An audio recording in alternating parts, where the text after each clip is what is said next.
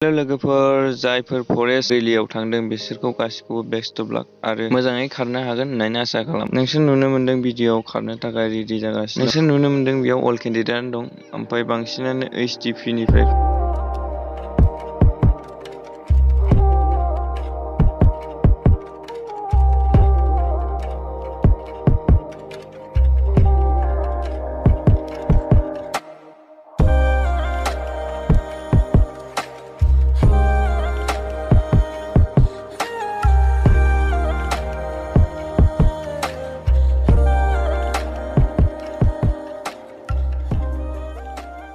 जाय खारनायाव क्वालिफाइ खालामदों लोगोफोर बिसोरखौ नै लं जाम्प बारहोफैगासिनो दं। नायदो होमबालाय लं जाम्पखौ माबायदि बारो। ओमफ्राय लं जाम्पनि मार्कखौथ' मिथिखायो होमबा 20 मार्क, एक्सलेन्ट मारियोबा, ओमफ्राय ओरैनो क्वालिफाइआ 10 मार्क। ओमफ्राय नोंसोर बाव नोंसिनि बारनायनि सायाव सोनारो आरोना, नों बेसेबां खय फुट बारनो हायो। एक्सलेन्टबा डाइरेक्ट 20 मार्क मोनगोन।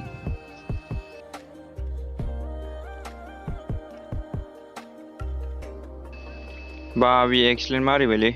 जाय लं जाम्पआव क्वालिफाइ जादों बिसोरखौ हाइट सुनो लाबोनाय जागोन, ओमफ्राय चेस्ट सुगोन। ओमफ्राय लोगोफोर नोंसोर दा नुगासिनो दं हाइट सुगासिनो दं नै जोंना मोना।